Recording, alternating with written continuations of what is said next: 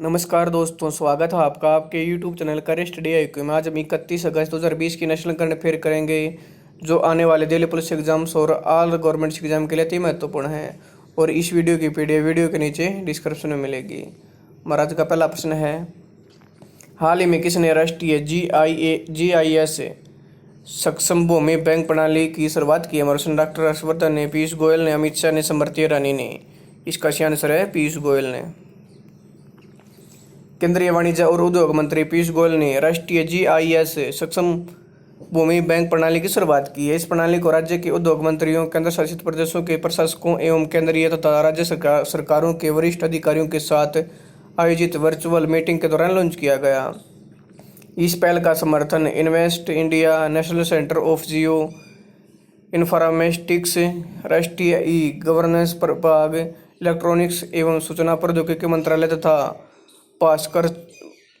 Bhaskaracharya institute for space application and geo informatics द्वारा किया जा रहा है।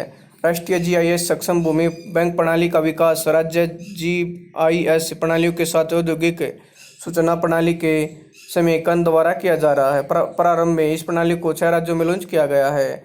अभी इस प्रणाली को इसे भूमि की पहचान एवं खरीद का एक प्रभावी पारदर्शी तंत्र बनाने के लिए किया जाएगा। इसके बाद में सुधार किया जाएगा। औद्योगिक सूचना प्रणाली पोर्टल के बारे में, यह सभी राज्यों के औद्योगिक क्षेत्रों क्लस्टरों का एक GIS सक्षम डाटाबेस है और 31 राज्यों, केंद्र शासित प्रदेशों में लगभग 3300 से अधिक औद्योगिक पार्कों का मानचित्रण किया गया है। इसमें वन, ड्रेनेज, कच्चा माल, हीट मैप्स, कनेक्टिविटी के विविध स्तर शामिल हैं। हमारा अगला प्रश्न है, हाल ही में किस राज्य सरकार द्वारा NRI यूनिफाइड पोर्टल लॉन्च किया गया? हमारा पंजाब सरकार, असम सरकार, उत्तर प्रदेश सरकार, गोवा सरकार। इसका सही आंसर है उत्तर प्रदेश सरकार। उत्तर प्रदेश सरकार द्वारा NRI यूनिफाइड पोर्टल लॉन्च किया गया है। इस पोर्टल की मदद प्रवासी भारतीय और NRI अपने मुद्दों को स्थानीय प्रशासन या राज्य सरकार के सहयोग से हल कर पाएंगे, क्योंकि ऐसे कई उदाहरण मिलते हैं जब उन्हें अपने परिवारों, घर के साथ साथ स्थानीय प्रशासन के मुद्दे से जुड़ी समस्याओं को सुलझाने में मदद करने के लिए कोई मंच नहीं मिल पाता है।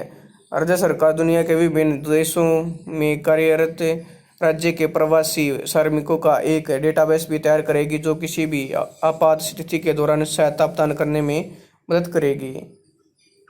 इसके अलावा यह पोर्टल उन लोगों को भी अवसर प्रदान करेगा जो विदेश जाना चाहते हैं। उत्तर प्रदेश के मुख्यमंत्री योगी आदित्यनाथ, इसके राज्यपाल आनंदीबेन पटेल। हमारा अगला प्रश्न है, हाल ही में किस बैंक ने अपने ग्राहकों के डिजिटल अनुभवों को और बेहतर बनाने के लिए एडोब के साथ एक रणनीतिक साझेदारी करने की घोषणा की? हमारा RBI bank, HDFC bank, PNB bank, Canara bank. इसका सही आंसर है HDFC बैंक। HDFC बैंक ने अपने ग्राहकों के डिजिटल अनुभवों को और बेहतर बनाने के लिए एडोब के साथ एक रणनीतिक साझेदारी की घोषणा की है। यह साझेदारी एडोब एक्सपीरियंस क्लाउड सोल्यूशंस द्वारा संचालित है, जो HDFC बैंक को किसी भी समय और कहीं भी नए और मौजूदा ग्राहकों को व्यक्तिगत डिजिटल अनुभव प्रदान करने में मदद करेगी। बैंक ग्राहकों की गहरी समझ विकसित करने के लिए एडोब ऑडियंस मैनेजर में डाटा मैनेजमेंट प्लेटफॉर्म जैसे प्लेटफॉर्म का उपयोग करेगा। एकत्र किए गए डेटा HDFC को ईमेल, मोबाइल और ऑफलाइन चैनलों के माध्यम से ग्राहकों को केंद्रित अभियान और संचार प्रदान करने में सक्षम बनाएंगे। HDFC बैंक से customers can now look forward to विभिन्न प्रकार के एंड टू एंड ट्रांजैक्शन करने के लिए किसी भी डिवाइस का उपयोग बिना HDFC शाखा में जाए डिजिटल रूप से खाता खोलना, 24 आवर्स घर से डिजिटल रूप से ऋण के लिए आवेदन करने के लिए एक मंच, बिना किसी फिजिकल इंटरफेस के निवेश का प्रबंधन करना। HDFC बैंक की टैगलाइन है, वी अंडरस्टैंड योर वर्ल्ड।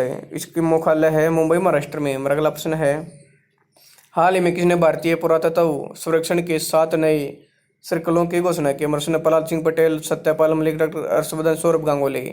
इसका सही आंसर है प्रहलाद सिंह पटेल।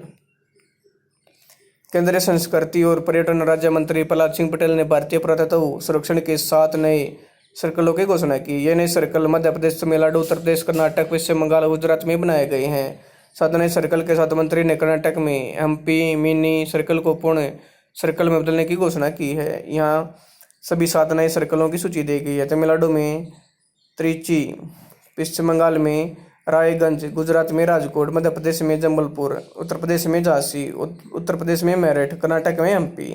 नीति आयोग के मुख्य कार्यकारी अधिकारी हैं अमिताभ कांत। हमारा अगला प्रश्न है, हाल ही में व्यापार, आर्थिक, वैज्ञानिक और तकनीकी सहयोग पर भारत वियतनाम संयुक्त आयोग की 17वीं बैठक की अध्यक्षता भारत की ओर से किसने की है? अमर अर्जुन मुंडा, डॉक्टर एस जयशंकर, नरेंद्र सिंह तोमर, इनमें से कोई नहीं। इसका सही आंसर है डॉक्टर एस जयशंकर। व्यापार, आर्थिक, वैज्ञानिक और तकनीक सहयोग पर भारत वियतनाम संयुक्त आयोग की 17वीं बैठक वर्चुअली आयोजित की गई। वर्चुअली बैठक की सह अध्यक्षता विदेश मंत्री डॉक्टर एस जयशंकर और उनके समक्ष वियतनामी फॉम विन मी ने की। 17वीं बैठक में भारत वियतनाम व्यापक रणनीतिक साझेदारी में हाल के घटनाक्रम पर विचार विमर्श शामिल था। बैठक के दौरान दोनों देशों ने आर्थिक और रक्षा क्षेत्र में सहयोग को नई गति जोड़ने को मंजूरी दी। इसके अलावा दोनों देशों सैन्य, परमाणु ऊर्जा, अंतरिक्ष, समुद्री विज्ञान और नई प्रौद्योगिकियों जैसे उभरते क्षेत्रों में घनिष्ठ सहयोग का पता लगाने के लिए भी सहमति जताई। हमारा अगला प्रश्न है, हाल ही में कंप्यूटर पायनियर अर्नोल्ड स्पीलबर्ग का निधन कितने वर्ष की आयु में हो गया? 3 वर्ष, 100 वर्ष, 102 वर्ष, 105 वर्ष। इसका सही आंसर है 103 वर्ष। प्रख्यात कंप्यूटर डिजाइनर और innovative engineer Arnold mayor Spielberg का 103 वर्ष की आयु में निधन हो गया है। स्पीलबर्ग और चार्ल्स प्रोस्टर ने 1950 के दशक के अंत में जनरल इलेक्ट्रिक के लिए काम करते हुए GE 225 main frame computer design किया था। मशीन ने डार्टमाउथ कॉलेज के कंप्यूटर वैज्ञानिकों को प्रोग्रामिंग लैंग्वेज BA बेसिक विकसित करने की अनुमति दी, जो 1970 और 80 के दशक में पर्सनल कंप्यूटरों के लिए आवश्यक थी। स्पीलबर्ग का जन्म 6 फरवरी 1917 को ओहियो के सिनसिनाटी में हुआ था। वह फिल्म निर्माता स्टीवन स्पीलबर्ग के पिता हैं और उन्होंने 1963 में बनी उनकी पहली फेयरलाइट को बनाने में उनकी मदद की थी। अर्नोल्ड स्पीलबर्ग की उपलब्धियां, स्पीलबर्ग ने पहले पॉइंट ऑफ सेल कंप्यूटरीकृत कैश रजिस्टर विकसित करने में मदद की, जिससे उनका सबसे बड़ा योगदान माना जाता है। उन्होंने पहले इलेक्ट्रॉनिक लाइब्रेरी सिस्टम को डिजाइन और पेटेंट किया, इसे मैग्नेटिक टेप की एक अरे पर संग्रहित डेटा के लिए एक पूछताछ प्रणाली के रूप में भी लागू किया गया था। हमारा अगला प्रश्न है, हाल ही में कौन सा देश ब्रिक्स गेम्स 2020 की मेजबानी करने की योजना बना रहा है, जिसे अगले साल होने वाले खेलो इंडिया गेम्स के साथ आयोजित किया जाएगा? रूस, मलेशिया, भारत, नेपाल। इसका सही आंसर है भारत देश। भारत ब्रिक्स 2021 की मेजबानी करने की योजना बना रहा है, जिसे अगले साल होने वाले खेलो इंडिया गेम्स के साथ आयोजित किया जाएगा। खेल मंत्री किरेन रिजिजू ने घोषणा ब्रिक्स देशों के खेल मंत्रियों की बैठक में भाग लेने के बाद की। भारत को 2021 में 5 राष्ट्रीय स्वतंत्र अंतर्राष्ट्रीय समूह की अध्यक्षता मिलेगी। ब्रिक्स गेम 2021 एक ही समय और स्थानों पर खेलो इंडिया 2021 के साथ आयोजित किए जाएंगे, ताकि देश के विभिन्न हिस्सों से आने वाले खिलाड़ी जो खेलो इंडिया गेम्स के लिए इकट्ठा होंगे उन्हें ब्रिक्स गेम्स को करीब से देखने का मौका मिल सके। अगला प्रश्न है, हाल ही में किसने national security challenge youth scholars perspective नामक एक पुस्तक का विमोचन किया है, जो विश्वविद्यालय के छात्रों को लेकर स्नातक सत्र के डॉक्टरेट उम्मीदवारों तक पर आधारित है? हमारा ऑप्शन है मनोज मुकुंद नरवाणे, नरेंद्र सिंह तोमर, प्रहलाद सिंह पटेल, इनमें से कोई नहीं। इसका सही आंसर है मनोज मुकुंद नरवाणे ने।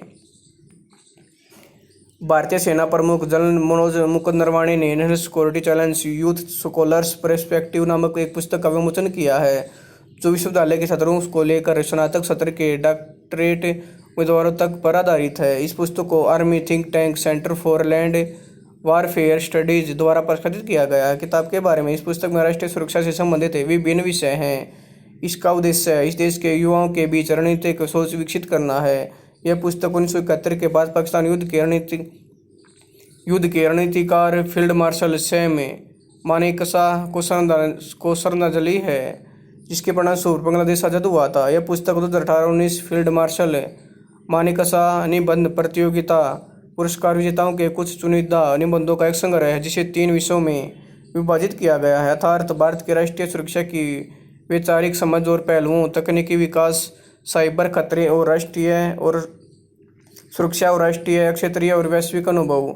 इसमें केंद्रीय रक्षा मंत्री राजनाथ सिंह, अजित कुमार डोभाल, केसी और M नरवाणे के संदेश शामिल हैं। इससे छात्रों और युवा लेखकों का मनोबल बढ़ेगा। हमारा अगला प्रश्न है, हाल ही में किसने भारत में दुनिया के सबसे बड़े और सबसे तेज हाइब्रिड क्वांटम कंप्यूटर को विकसित करने के लिए रूस के लोमोनोसोव, मॉस्को स्टेट यूनिवर्सिटी और रूसॉफ्ट के साथ एक समझौते ज्ञापन पर हस्ताक्षर किया? अमर IIT Delhi, IIT Kanpur, IIT alumni council, IIT Bombay.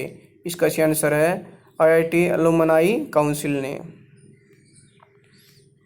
भारतीय प्रौद्योगिकी संस्थान के पूर्व छात्रों की परिषद IIT अलुमनाई काउंसिल ने भारत में दुनिया के सबसे बड़े और सबसे तेज हाइब्रिड क्वांटम कंप्यूटर को विकसित करने के लिए रूस के लोमोनोसोव, मॉस्को स्टेट यूनिवर्सिटी और रूसॉफ्ट के साथ एक समझौता ज्ञापन पर हस्ताक्षर किए हैं। भारत और रूसी संयुक्त परियोजनाओं के लिए सबसे आशाजनक क्षेत्र सूचना और संचार प्रौद्योगिकी, अंतरिक्ष अनुसंधान, जलवायु परिवर्तन, क्वांटम प्रौद्योगिकी और डेटा सुरक्षा है। इस समझौते का उद्देश्य आत्मनिर्भर भारत के मिशन को प्राप्त करने के लिए स्वास्थ्य, कृषि, परिवहन और रसद प्रदूषण और मौसम के पूर्वानुमान के क्षेत्र में प्रौद्योगिकी का उपयोग करना है। समझौते के तहत रूस की सरकारी कंपनियां जो प्रमुख बौद्धिक संपदा अधिकार के मालिक हैं, IIT पूर्व छात्र परिषद को क्रायोजेनिक क्रिप्टोग्राफी और मॉड्यूलर क्लाउड्स मैनेजमेंट टेक्नोलॉजी जैसी तकनीक को ट्रांसफर करेगी। क्वांटम कंप्यूटिंग क्या है? भारत के सबसे तेज सुपर कंप्यूटर की तुलना में क्वांटम कंप्यूटिंग कई मिलियन गुना तेज होता है। साथ ही यह जीनोम परीक्षण की लागत को 1 लाख रुपए से घटाकर 1,000 रुपये से कम प्रति नमूने पर ले जाएगा। इस तकनीक के देश में आने के बाद इंफॉर्मेशन टेक्नोलॉजी में क्रांति आ जाएगी। इसके जरिए मौसम की सटीक भविष्यवाणी, स्वास्थ्य एवं परिवार कल्याण क्षेत्र में सिमुलेशन की प्रक्रिया, एडवांस मैन्युफैक्चरिंग, कृषि और अन्य सामाजिक क्षेत्र में बहुत कम लागत में गुणवत्ता बदलाव किए जा सकेंगे। IIT पूर्व छात्र परिषद के अध्यक्ष रवि शर्मा। इसका मुख्यालय नई दिल्ली में। हमारा आज का आखिरी प्रश्न है, हाल ही में परमाणु परीक्षण के खिलाफ अंतर्राष्ट्रीय दिवस कब मनाया गया? 29 अगस्त, 30 अगस्त, 31 अगस्त, उपरोक्त सभी। इसका सही आंसर है 29 अगस्त को। परमाणु परीक्षण के खिलाफ अंतर्राष्ट्रीय दिवस 2010 से 29 अगस्त को विश्व स्तर पर मनाया जा रहा है। इस दिन का उद्देश्य परमाणु हथियार परीक्षण, विस्फोटों या किसी अन्य परमाणु विस्फोटों के प्रभाव के बारे में जागरूकता बढ़ाना और परमाणु हथियार मुक्त दुनिया के लक्ष्य को प्राप्त करने के साधनों के रूप में से एक के रूप में उनकी समाप्ति की आवश्यकता के प्रति जागरूक करना है। परमाणु परीक्षण के खिलाफ अंतर्राष्ट्रीय दिवस का इतिहास। 2 दिसंबर 2009 को संयुक्त राष्ट्र महासभा के 64वें स्तर के अपने प्रस्ताव 64/35 के सर्वसम्मति स्वीकृति के माध्यम से परमाणु परीक्षण के खिलाफ 29 अगस्त को अंतर्राष्ट्रीय दिवस घोषित किया। 2010 में सबसे पहली बार परमाणु परीक्षण के खिलाफ अंतर्राष्ट्रीय दिवस बनाया गया। दोस्तों, अगर आपको यह वीडियो पसंद आए तो मेरे YouTube चैनल कृषि DIQ को लाइक करें, ये चैनल को सब्सक्राइब करो और इसके बेल आइकन को दबा दें ताकि आने वाली हर एक वीडियो का नोटिफिकेशन आपको टाइम पे मिलता रहे। धन्यवाद दोस्तों।